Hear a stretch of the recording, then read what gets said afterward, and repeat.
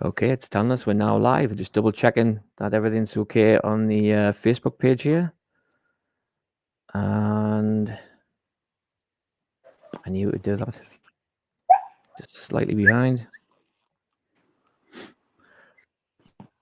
Okay, Reuben, we're now live. I'll just give people a couple of seconds to get on here before I do the introductions. And for Okay. those at home who don't realise, Reuben's just poured himself a nice pint of Coors Light. He's keeping it all American today for us. So, all right then. So I'm going to go to the introductions for you. So those that don't know, Reuben has made some 268 league appearances in a 13-year career in the football. In July of 1978, he joined Southampton as an amateur before signing a professional contract in April 1980. His Saints first team debut came at Old Trafford in November 1980, where they drew 1-1 with Manchester United. In 1982, he became a regular and formed a superb partnership with England international Mick Mills. A change of position in 83 saw Agboola move to sweeper. He would help Southampton record their highest ever final position, second place behind Liverpool, as well as reaching the semi-final of the FA Cup. Agboola would join Len Asher's Sunderland in January of 1985, obviously moving north for the weather. Looks beautiful over there today. He'd make his official debut against Southampton. Len would be replaced by Reuben's former manager, Laurie McAmenemy, at the end of the season after Sunderland was relegated to the second tier of football. McMenemy was unable to patch up the club, and Sunderland would drop to the third tier for the first time in the club's history. It is argued that in the 1987-88 season under Dennis Smith, that was Reuben's finest. The club stormed back into the second tier, winning the division by 9 clear points.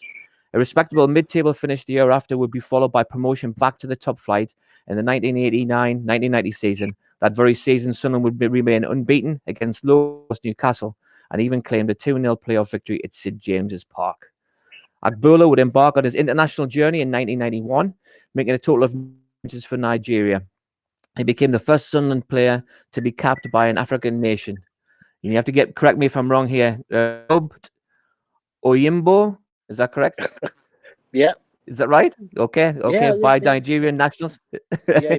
He was, yeah, Oyimbo. Okay, cool.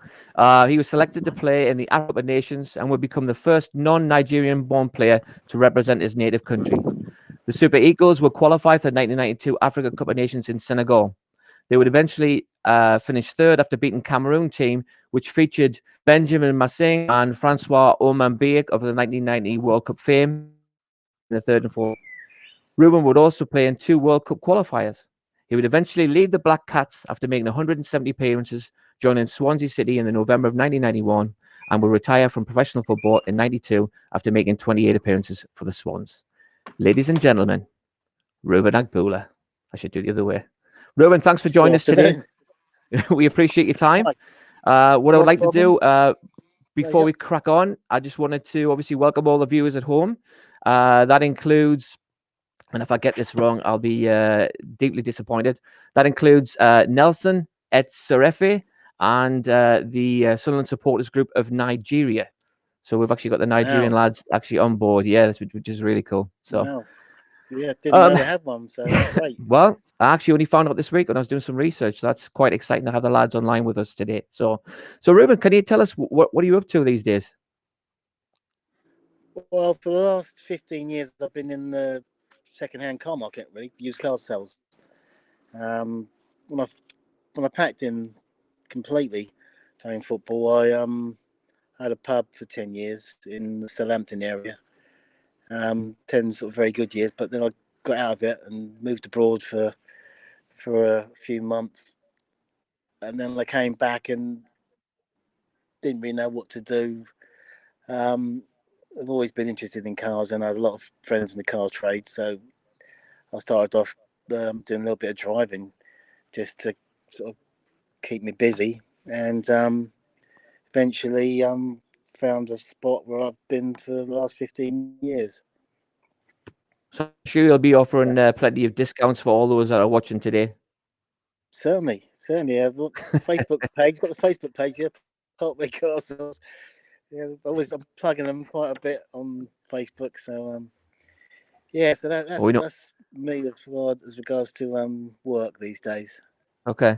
Well, I would go back to your very beginning of your career. As a player, where did you draw your inspiration? So what actually inspired you to want to actually go and play football? Well, I was born and brought up at Highbury. We lived in the same Avenel Road, which is where the ground was. So it literally, I've opened the door, um, get to the curb, and across the street is Arsenal football ground. So obviously, I'm a Arsenal fan. Before you ask that question, but I used to remember being 5 or 6, and once the game had kicked off, I used to contort myself between the turnstiles and squeeze through and get in. And never used to watch the game. I just used to wait for Arsenal to score, which they always did, and then I'd go around picking up any money that dropped out of people's pockets. That's class. So I wasn't really. I couldn't see. I was too small to see the football, but that sort of got me into the sort of football thing. And obviously, my dad was quite keen on the football, and Charlie George was a big. He was a local young star at Highbury at that time, which sort of in how many years later, 15 years later, I'm actually playing with him at Southampton. It's like Mm-hmm. weird when you actually think about it, but and like when I made my debut, I shared the room the night before with him, and I was Mm-hmm. like I was like lying. I'm thinking I was in the bedroom with Charlie fucking George. This is great. This is what fucking my hero from when I was a kid, and Yeah. I never told him that, but I was too embarrassed to say. But yeah, it was it's weird. And he kept ringing me up, picking me up, and take me to training, and I'm like, I didn't expect them because a lot of times you actually well when I was a kid, I remember going to get an autograph, just changing the subject slightly, and the guy's name was Ian Ewer. He was a centre half for Arsenal, and I remember running up to him and trying to get his autograph, and he just pushed me away. Not now, son. Not now, son. And I remember sort of running away, sort of crying and feeling sort of dejected and embarrassed, and I remember saying to myself, "Well, I'm a footballer one day. They're never going to happen," sort of thing. So when I did eventually meet Charlie George, to play with him, sometimes you get disappointed when you meet people that you idolise. But he was great. He was an absolute joy. Nice Yeah. bloke off the pitch. On the pitch, look after you, but down to earth, give you advice. Real nice guy Mm-hmm. for We've me. actually got. The other guy Look, was. sorry, go on. Sorry. I was going to say the other guy was Pele, of course. Back in the day, I remember having loads of books of Pele, and it was him juggling a Jaffa grapefruit around. So of course I tried that and broke a few bits in the house, and I think in the end I was banned. I could only play with a thing of wool wrapped in a bit of sellotape, Oh, so I good couldn't do any lord. damage. So I couldn't do any Yeah. damage. So I used to keep that around the house. This this bit of knitting wool wrapped in Yeah. to round it off into a ball. That was me indoor sort of when I was a kid. Well, I just want to say, Paul Atkinson's actually just logged on here, and he's already calling you Del Boy Agboola, just so you know. So, way to start. Well, I wish So I'd going known he back. was on last week. I would have chipped in myself. Well, there's still time yet. We could probably get all you back on. I would have paid So for him to have a shave. it's not going to happen. It's not going to No. happen. So, was there a player, player that you Yes. admired to the point that you tried to emulate them? So you just mentioned before, obviously you played as a fullback, and then I mentioned as well that you also deployed as a sweeper What in he, your what he Southampton didn't, days what he as well. don't, yeah, what he don't understand is when I first started playing, I was centre forward. I was like Really? prolific. Yeah, when I was a kid, I used to play like 3 years at my age. I was always tiny but quick and fearless. So I just used to knock the ball over the top, and I'm gone. And Hmm. I can remember playing like under 12s at 9. I used to play Saturdays and Sundays one age group Saturday morning, one age group in the afternoon. Same on Sunday. Mm-hmm. But always, not always at my age, but there'd be one at my age and one with my age. So I was always Mm-hmm. used to playing up front and getting kicked by bigger people than me. Mm-hmm. So when I got to my own age, it was great because nothing. You're fearless then because you've had it Yeah. all from the big boys. So nobody can really. But gradually, as you get older, you sort of I used to drop back into midfield in my own age, but I still played up front out of my age Mm-hmm. because I could see the passes that I knew I wanted to get on the end of Mm-hmm. myself. So then you sort of fall back, and then eventually you get to Southampton and you're a midfield player, and they look at you and they go, "Well, actually, you can kick with both feet, you can tackle better than most of the defenders. Um, you're not scared of anybody, and you can bring the ball out from the back. You don't mind playing against big centre forwards." And I'm like, so that was it. So Mm-hmm. that became the me playing centre half at Southampton. Mm-hmm. Obviously, like eventually get into the first team. I think by the time I got in the first team at Southampton, I played up front in reserves. I played left wing. I played right back, midfield. I played everywhere really. Mm-hmm. It's only when I got in the first team that he actually wasn't allowed to go over the halfway line. I never actually look at my Southampton career. I wasn't really encouraged to because I was playing with two old centre halves at the time who had no pace but brilliant in the air, Chris Nichol and Dave Watson, Mm-hmm. and they just wanted me to cover them, so they Mm-hmm. didn't have to do it. They could stay in the middle. They also protected Peter Shilton because he was rubbish at crosses. So playing with a sweeper, it meant I went out wide either side to help the fullbacks and left the two big centre halves who could attack everything in the middle, which meant that Shilton didn't have to come for any crosses and embarrass himself. So it was a win. It was a win-win all round. But that's why we used that system Yeah. when Shilton was playing. Mm-hmm. That sounds good. I'm going to talk to you about your Sunderland days now. So you'd make your debut for Sunderland against your old club, Southampton, actually at the Actually, Dell. technically, that's I know the Liverpool correct. game. I know. I get it. I get it. I, yeah, I didn't actually think of it as my debut because I'd already played the Liverpool match. So I know it was a little bit of a. It wasn't like such a big. It was a big deal, obviously, but it wasn't quite as a bigger deal as it was my first game. It's my first Mm-hmm. away game. Yeah, and obviously the fans were great. The lads were great. My old lads were great. I didn't upset too many of them. I don't think, but tough if I did.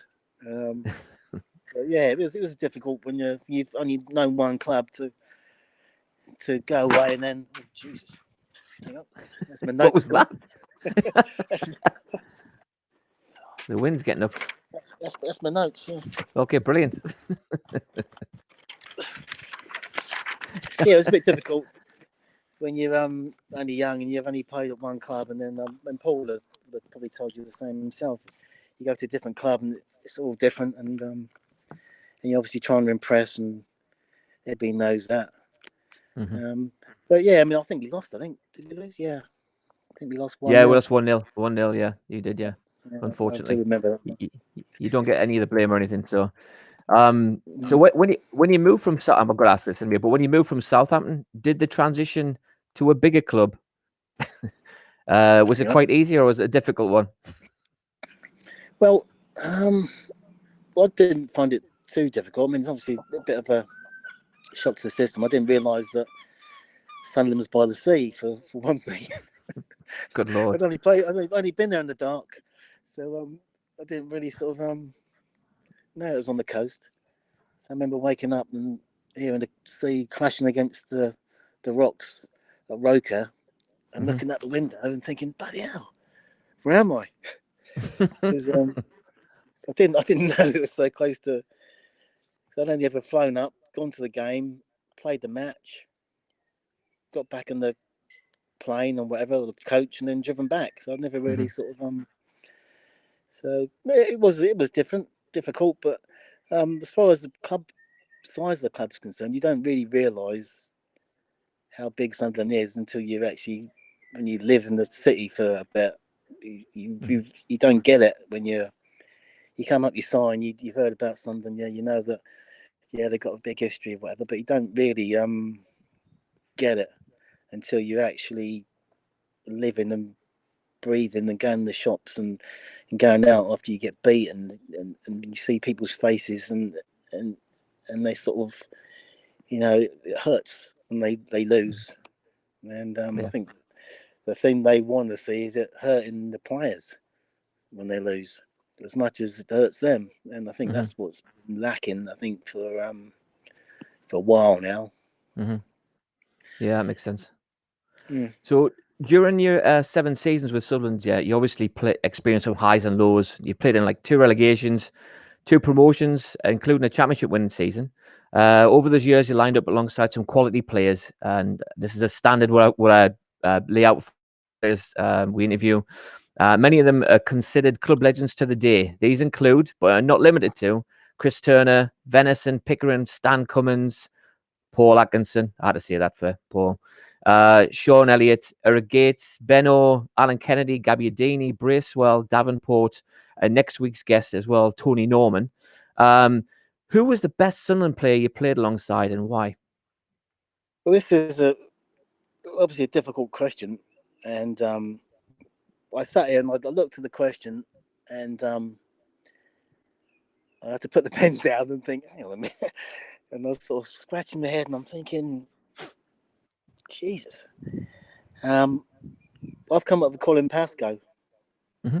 And the reason behind that is that he was a bit of a unsung hero, really. He always gave 110%.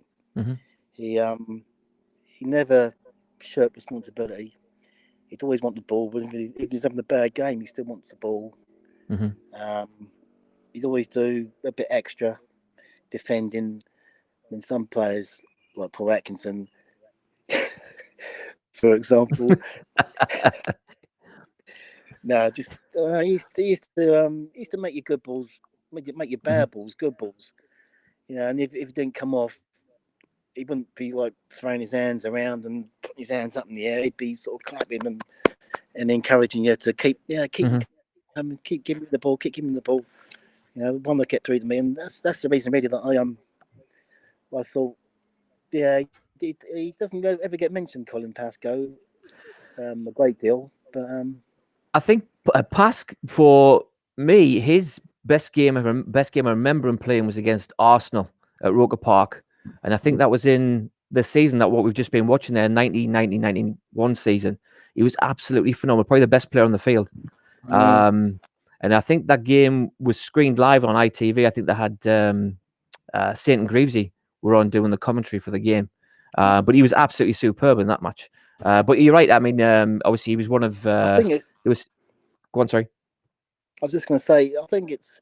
I mean, for all of accolades I've given him, he still lacked confidence, which is crazy for me. I mean, he yeah, he wasn't a loud mouth sort of player. He was very under, just you wouldn't even know he was in the room sort of Hmm. thing. But no, he was No, real. I thought he was a real quality player. you played with him Which again at is Swansea, though, didn't you? As well. no, I don't think so. I think he No, probably no, I think he must have gone there the year after you had finished then, because he went probably back to because he's Swansea. yeah. No, I'd my Swansea career wasn't really a very memorable one, to be fair. That's what Maybe Atkinson against was. Cardiff. That was the most Oh, memorable oh, one. okay. Playing Cardiff on the debut. That was.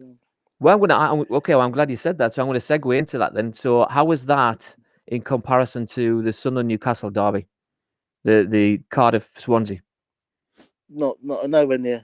Nowhere Nowhere near. near. Okay, I'm always No. intrigued about that because I know the fans are a bit It mental was. It down was. there. It was.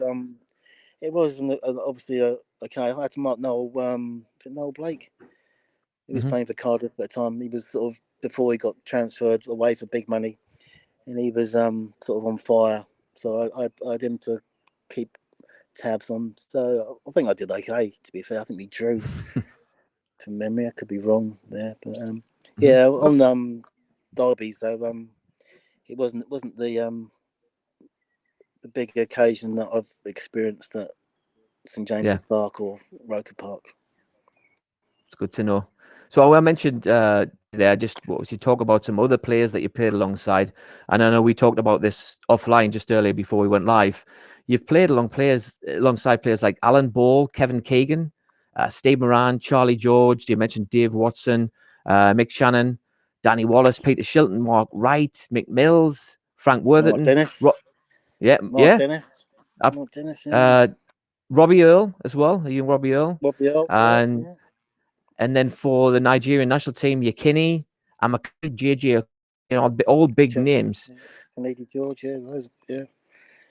Victor Pegba, he was another one. He the lads in Nigeria know about him. He ended up playing for Monaco for quite a few seasons. So he wasn't no slouch either. He's still there.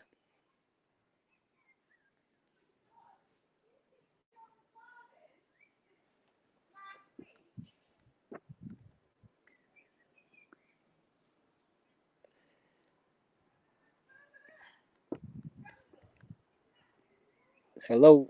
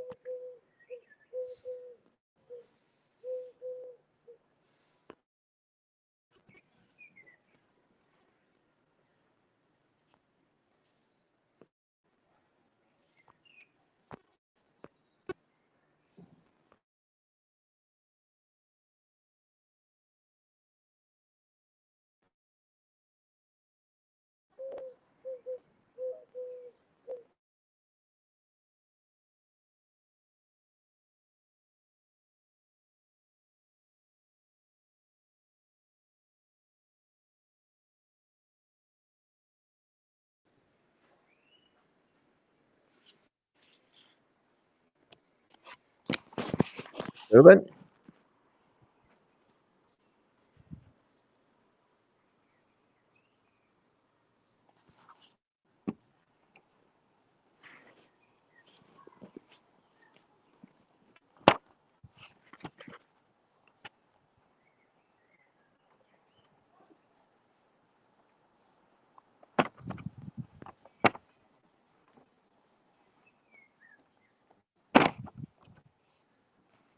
Oh, hello. Are we back?